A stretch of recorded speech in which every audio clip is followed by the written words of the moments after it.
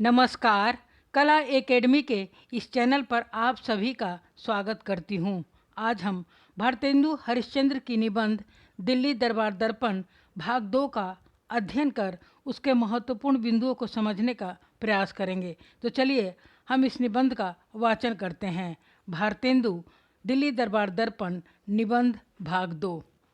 सन 1858 ईस्वी की नवंबर को श्रीमती महारानी की ओर से एक इश्तिहार जारी हुआ था, जिसमें हिंदुस्तान के रईसों और प्रजा को श्रीमती की कृपा का विश्वास कराया गया था, जिसको उस दिन से आज तक वह लोग राज संबंधी बातों में बड़ा अनमोल प्रमाण समझते हैं। वह प्रतिज्ञा एक ऐसी महारानी की ओर से हुई थी जिन्होंने आज तक अपनी बात को कभी नहीं तोड़ा। इसीलिए हमें अपने मुंह से फिर उनका निश्चय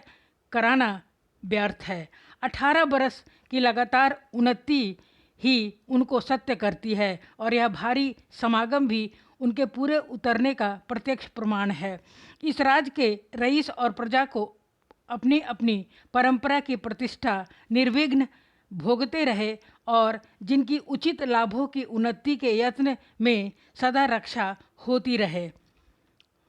रही, उनके वास्ते सरकार की पिछले समय की उदारता और न्याय आगे के लिए पक्की जमानत हो गई है। हम लोग इस समय श्रीमती महारानी राजराजेश्वरी की पदवी लेने का समाचार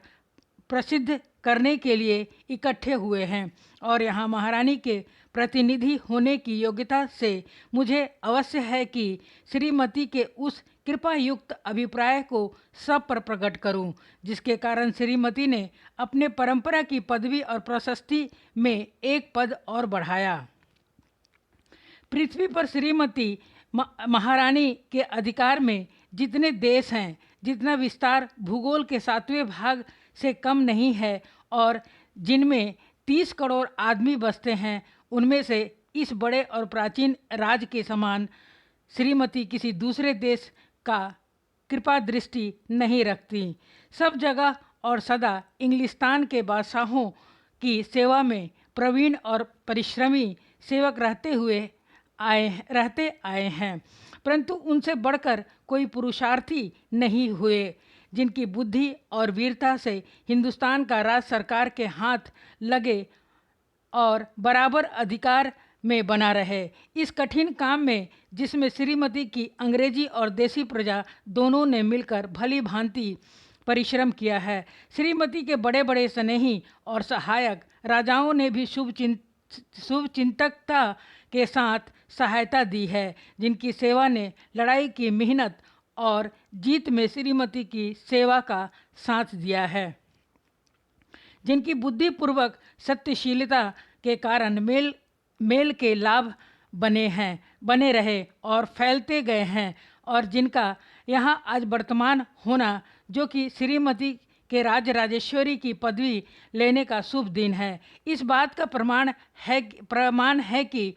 वे श्रीमती के अधिकार की उत्तमता में विश्वास रखते हैं और उनके राज में एका बने रहने में अपना भला समझते हैं। श्रीमती महारानी इस राज को, जिसे उनके पुरखों ने प्राप्त किया और श्रीमती ने दृढ़ किया, एक बड़ा भारी पैतृक धन समझती हैं, जो रक्षा करने और अपने वंश के लिए संपूर्ण छोड़ने के योग्य है और उस पर अधिकार रखने से अपने ऊपर यह कर्तव्य जानती हैं कि उनके बड़े अधिकार को इस देश की प्रजा की भलाई के लिए यहाँ के रईसों के हकों पर पूरा ध्यान रखकर काम में लावें। इसलिए श्रीमती का यह राजसी अभिप्राय है कि अपनी पदवियों पर एक और ऐसी पदवी बढ़ावें जो आगे सदा को हिंदुस्तान के सब रईसों और प्रजा के लिए इस बात का चिन्ह हो कि श्रीमती के और उनके लाभ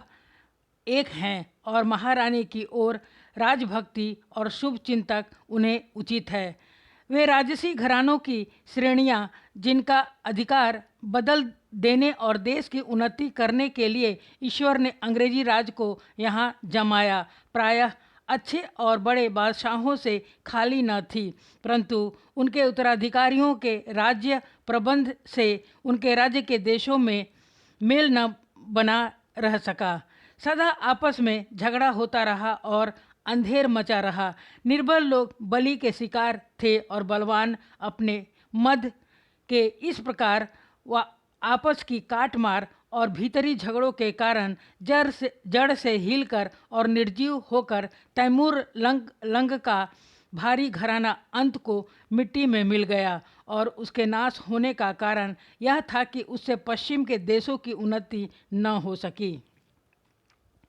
आजकल ऐसी राजनीति के कारण जिससे सब जात और सब धर्म के लोगों की समान रक्षा होती है, श्रीमती की हर एक प्रजा अपना समय निर्विघ्न सुख से काट सकती है। सरकार के समभाव के कारण हर आदमी बिना किसी रोक टोक के अपने धर्म के नियमों और रीतियों को बरत सकता है। राजराजेश्वरी का अधिकार लेने से श्रीमती का अभिप्राय किसी को मिटाने या दबाने का नहीं है, वरन रक्षा करने और अच्छी राह बतलाने का। सारे देश की शीघ्र उन्नति और उसके सब प्रांतों की दिन पर दिन वृद्धि होने से अंग्रेजी राज के फल सब जगह प्रत्यक्ष दिखाई पड़ते हैं। हे अंग्रेजी राज के कार्यकर्ता और सच्चे अधिकारी लोग, यह आप ही लोगों के लगातार परिश्रम का गुण है कि ऐसे ऐसे फल प्राप्त हैं। और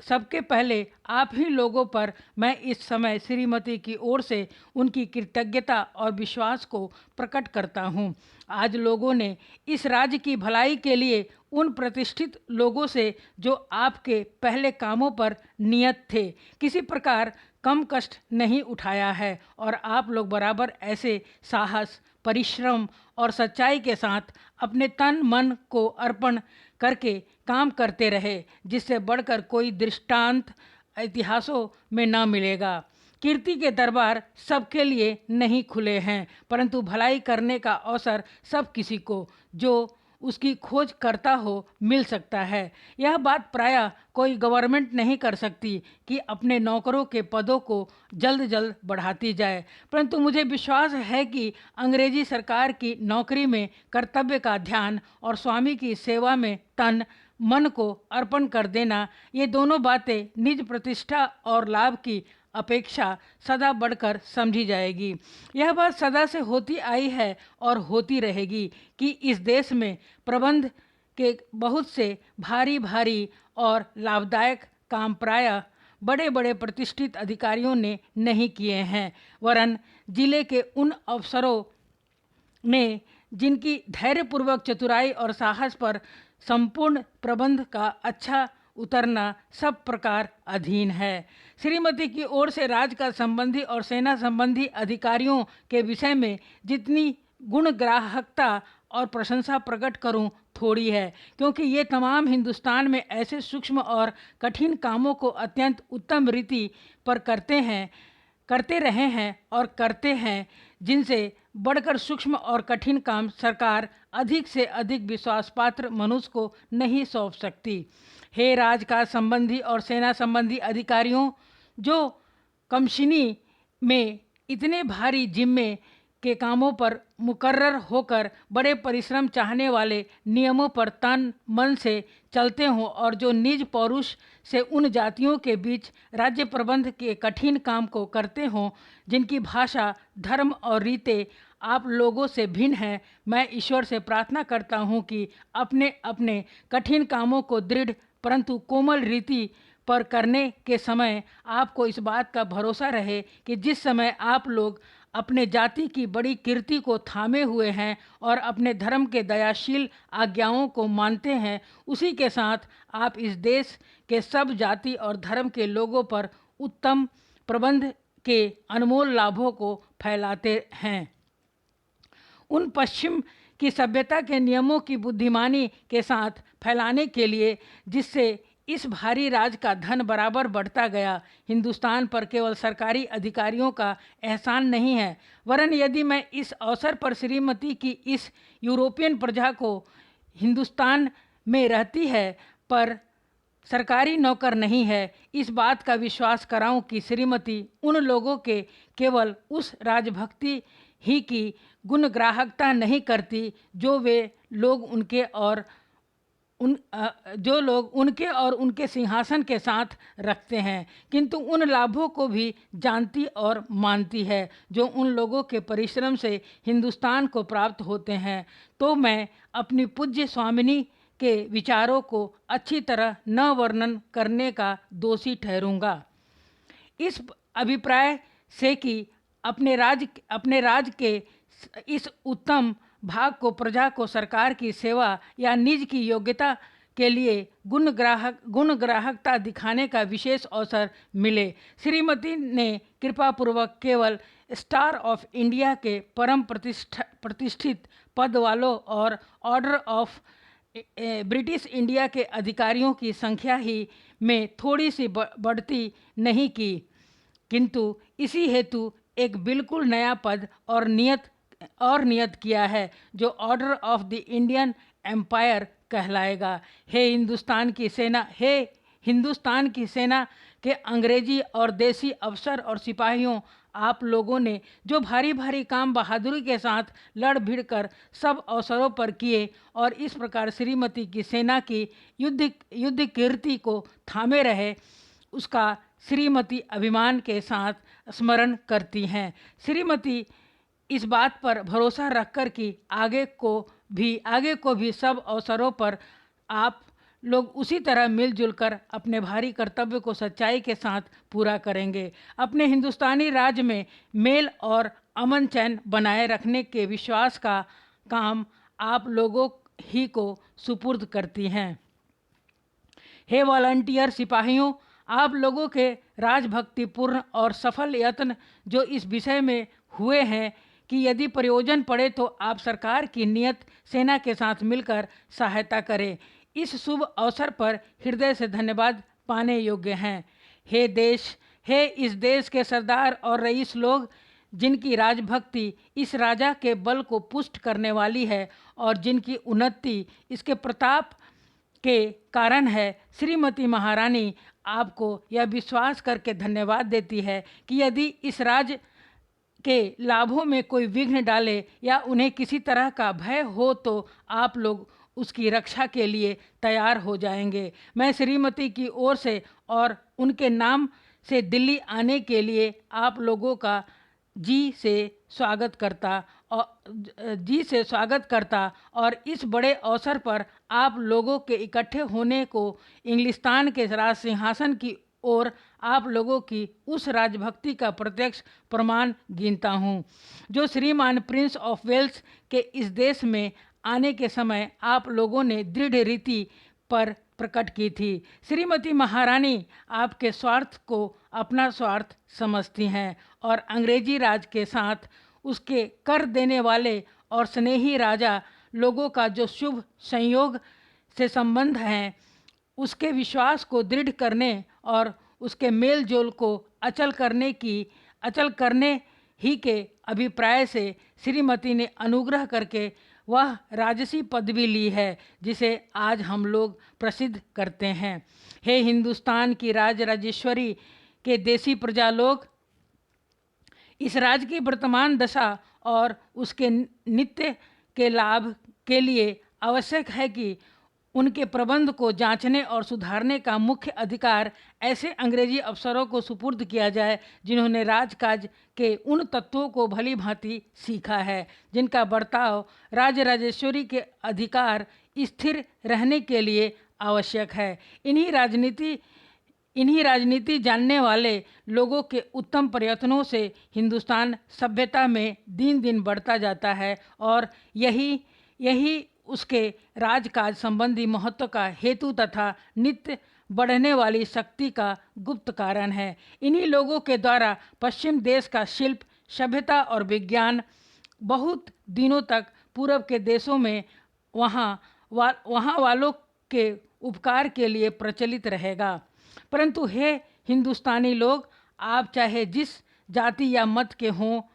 यह निश्चय रखिए कि आप इस देश के प्रबंध में योग्यता के अनुसार अंग्रेज़ों के साथ भली भांति काम पाने के योग्य हैं और ऐसा होना पूरा न्याय भी है। इंग्लिस्तान तथा हिंदुस्तान के बड़े राजनीति जानने वाले लोग और महारानी की राजसी पार्लियामेंट व्यवस्थापकों ने बार बार इस बात को स्वीकार भी किया है। गवर्नमेंट ऑफ इंडिया ने भी इस बात को अपने सम्मान और राजनीति के सब अभिप्रायों के लिए अनुकूल होने के कारण माना है। इसीलिए गवर्नमेंट ऑफ इंडिया इन वर्षों में हिंदुस्तानियों की कारगुजारी के ढंग में मुख्य कर बड़े बड़े अधिकारियों के काम में पूरी उन्नति देकर संतोष प्रकट करती है। इस बड़े राज्य का प्रबंध जिन लोगों के हाथ में सौंपा गया है उनमें केवल बुद्धि ही के प्रबल होने की आवश्यकता नहीं है, वरन उत्तम आचरण और सामाजिक योग्यता की भी वैसी ही आवश्यकता है। इसीलिए जो लोग कुल, पद और परंपरा के अधिकार के कारण आप लोगों में स्वाभाविक ही उत्तम है, उन्हें अपने को और अपने संतान को केवल उस शिक्षा के द्वारा योग्य करना आवश्यक है जिससे कि वे श्रीमती महारानी अपनी राज्य राजेश्वरी की गवर्नमेंट की राजनीति के तत्वों को समझे और काम में ला सके। इस रीत से उन पदों के योग्य हो जिनके द्वार उनके लिए खुले रहें। राजभक्ति, धर्म, अपेक्षापात, सत्य और साहस देश संबंधी मुख्य धर्म हैं। उनका सहज रीति पर बर्ताव करना आप लोगों के लिए बहुत आवश्यक है। फिर से इसको पढ़ रही हूँ। राजभक्ति, धर्म, अपक्षपात, सत्य और साहस देश संबंधी मुख्य धर्म है। उनका सहज रीति पर बर्ताव करना आप लोगों के लिए बहुत आवश्यक है। तब श्रीमती की गवर्नमेंट राज के प्रबंध में आप लोगों की सहायता बड़े आनंद से अंगीकार करेंगी, क्योंकि पृथ्वी के जिन जिन भागों में सरकार का राज है वहाँ गवर्नमेंट अपनी सेना के बल पर उतना भरोसा नहीं करती जितना कि अपनी संतुष्ट और एकजी प्रजा की सहायता पर, जो अपने राजा के वर्तमान रहने ही में अपना नित्य मंगल समझकर सिंहासन के चारों ओर जी से सहायता करने के लिए इकट्ठे हो जाते हैं। श्रीमती महारानी निर्बल राज्यों को जीतने या आसपास की रियासतों को मिला लेने से हिंदुस्तान के राज की उन्नति नहीं समझती, वरन इस बात में कि इस कोमल और न्याय युक्त राज्य शासन को निरुपद्रव बनाकर चलाने में जो हो उनका स्नेह और कर्तव्य केवल अपने ही राज्य से नहीं है, वरन श्रीमती शुद्ध चित्त से यह भी इच्छा रखती हैं कि जो राजा लोग इस बड़े राज की सीमा पर हैं और महारानी के प्रताप की छाया में रहकर बहुत दिनों से स्वाधीनता का सुख भोगते आ रहे हैं, उनसे निष्कपट भाव और मित्रता को दृढ़ रखें। परंतु यदि इस राज के अमन चैन में किसी प्रकार के बाहरी उपद्रव की शंका होगी तो श्रीमती हिंदुस्तान की राजराजेश्वरी अपने पैतृक राज की रक्षा करना खूब जानती हैं। यदि कोई विदेशी शत्रु हिंदुस्तान के इस महाराज पर चढ़ाई करे तो मानो उसने पूरब के सब राजाओं से शत्रुता की, और उस दशा में श्रीमती जो अपने राज के अपार बल, अपने स्नेही और कर देने वाले राजाओं की वीरता, राजभक्ति और अपनी प्रजा के स्नेह और शुभ चिंतकला के कारण इस बात की भरपूर शक्ति है कि उसे परास्त करके दंड दे। इस अवसर पर उन पूरब के राजाओं के प्रतिनिधियों का वर्तमान होना, जिन्होंने दूर दूर देशों से श्रीमती को इस शुभ समारंभ के लिए बधाई दी है, गवर्नमेंट ऑफ इंडिया के मेल के अभिप्राय और आसपास के राजाओं के साथ उसके मित्र भाव का स्पष्ट प्रमाण है। मैं चाहता हूं कि श्रीमती की हिंदुस्तानी गवर्नमेंट की तरफ से श्रीयुत खान किलात और उन राजदूतों को जो इस अवसर पर श्रीमती के स्नेही राजाओं के प्रतिनिधि होकर दूर दूर से अंग्रेजी राज में आए हैं और अपने प्रतिष्ठित पाहुने पर श्रीयुत गवर्नर जनरल गोवा और बाहरी काउंसिलों का स्वागत करूं। हे हिंदुस्तान के रईस और प्रजा लोग, मैं आनंद के साथ आप लोगों को वह कृपापूर्वक संदेशा जो श्रीमती महारानी और आप लोगों की राजराजेश्वरी ने आप लोगों को अपने राजसी और राजेश्वरी नाम से भेजा है, सुनाता हूँ। जो वाक्य श्रीमती के यहाँ से आज सवेरे तार के द्वारा मेरे पास पहुँचे हैं ये हैं। हम विक्टोरिया ईश्वर की कृपा से संयुक्त राज्य की महारानी, हिंदुस्तान की राजराजेश्वरी, अपने वायसराय के द्वारा अपने सब राजकाज संबंधी और सेना संबंधी अधिकारियों, रईसों, सरदारों और प्रजा को जो इस समय दिल्ली में इकट्ठे हैं, अपना राजसी और राजराजेश्वरी आशीर्वाद भेजते हैं और उस भारी कृपा और पूर्ण स्नेह का विश्वास कराते हैं जो हम अपने हिंदुस्तान के महाराज की प्रजा की ओर रखते हैं। हमको यह देखकर जी से प्रसन्नता हुई कि हमारे प्यारे पुत्र का इन लोगों ने कैसा आदर सत्कार किया और अपने कुल तथा सिंहासन की ओर उनकी राजभक्ति और स्नेह के इस प्रमाण से हमारे जी पर बहुत असर हुआ। हमें भरोसा है कि इस शुभ अवसर का यह फल होगा कि हमारे और हमारी प्रजा के बीच स्नेह और दृढ़ होगा तथा सब छोटे बड़े को इस बात का निश्चय हो जाएगा कि हमारे राज्य में उन लोगों को स्वतंत्रता, धर्म और न्याय प्राप्त है। हमारे राज्य का अभिप्राय सदा यही है कि उनके सुख की वृद्धि, सौभाग्य की अधिकता और कल्याण की उन्नति होती रहे। मुझे विश्वास है कि आप लोग इस कृपामय वाक्यों की गुणग्राहता करेंगे। ईश्वर विक्टोरिया संयुक्त राज्य की महारानी और हिंदुस्तान की राजराजेश्वरी की रक्षा करे। इस एड्रेस के समाप्त होते ही नेशनल एंथम का बाजा बजने लगा और सेना ने 3 बार हुर्रे शब्द की आनंद ध्वनि की। दरबार के लोगों ने भी परम उत्साह से खड़े होकर हुर्रे शब्द और हथेलियों की आनंद ध्वनि करके अपने जी का उमंग प्रकट किया। महाराज सिंधिया निज़ाम की ओर से सर सालार जंग राजपूताना के महाराजों की तरफ से महाराज जयपुर, बेगम भोपाल, महाराज कश्मीर और दूसरे सरदारों ने खड़े होकर एक दूसरे को बधाई दी और अपनी राजभक्ति प्रकट की। इसके अनंतर श्रीयुत वायसराय ने आज्ञा की कि दरबार हो चुका और अपनी 4 घोड़े की गाड़ी पर चढ़कर अपने खेमे को रवाना हुए। आप सबने इस वीडियो को सुना और देखा, इसके लिए मैं आप सभी का बहुत बहुत धन्यवाद करती हूँ। कृपया वीडियो को लाइक, सब्सक्राइब और शेयर अवश्य करें ताकि अन्य विद्यार्थी भी इससे लाभान्वित हो सके। धन्यवाद। जय हिंद।